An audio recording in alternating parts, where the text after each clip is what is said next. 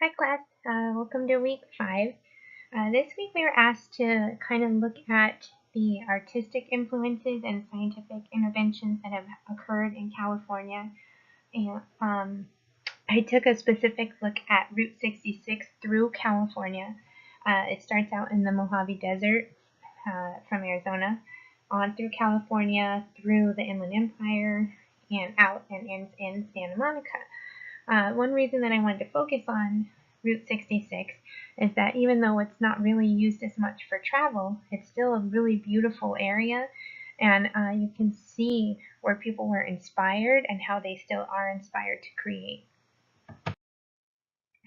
Starting with Amboy Needles in Mojave Desert, there you can see Roy's Motel Cafe there, and it's right off in Amboy, right after like the little railroad tracks. We go that back way when we go to Laughlin or Bullhead City when we're going for vacation.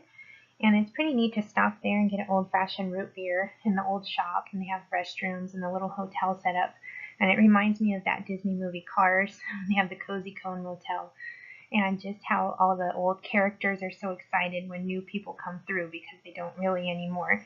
So back, 30s, 40s, when it was really popular, when people were migrating from the Midwest during Dust Bowl, and the Route 66 was just really a great place to be, thriving. And once the highways started coming in, they weren't really needed as much. So there's still a few things, a little gas station that's open because people that travel that way still need those things when they're driving through. So it's always a place we like to stop and visit and see the historic aspects of it.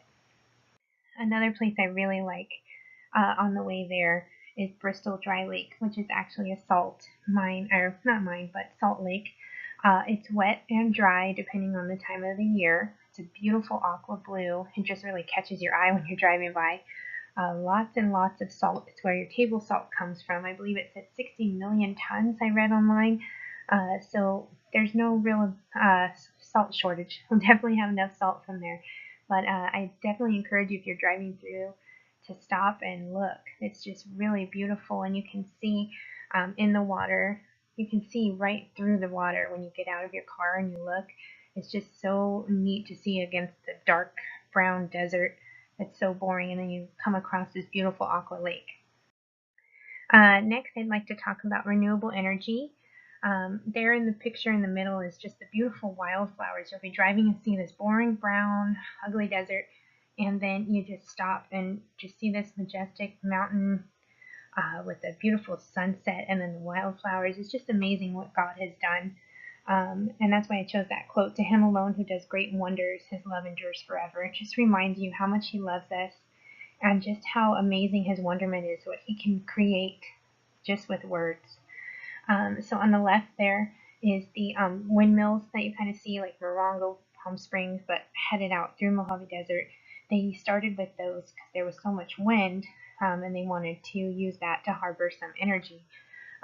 So as the windmills turn, it creates electricity and energy to power plants and other things. And then there on the right, that's one of the largest solar power stations, and that's in San Bernardino. And I just read that March 5th of this year, we actually achieved for the first time where we, with the solar panels in California, achieved 50% of the energy needed to power California, which is really a fantastic feat considering how much electricity and things that we use here.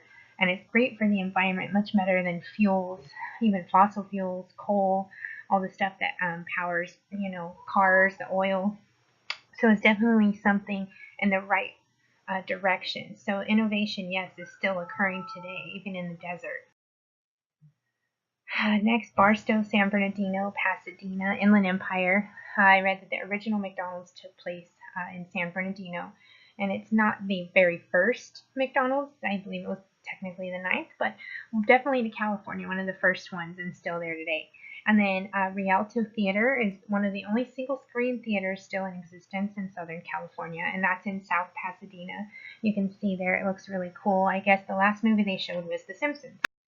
And then after cruising through Inland Empire, we end here at the trail at Santa Monica Pier, which is beautiful by the beach, the Ferris wheel, the food.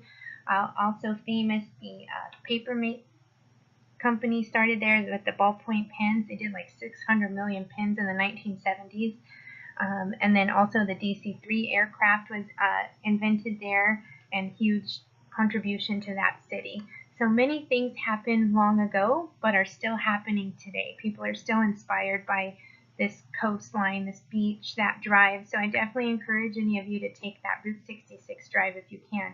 It's just really cool to see how far we've come, and even just a little history in the making right in front of us. Hope you guys have a great week. Thanks.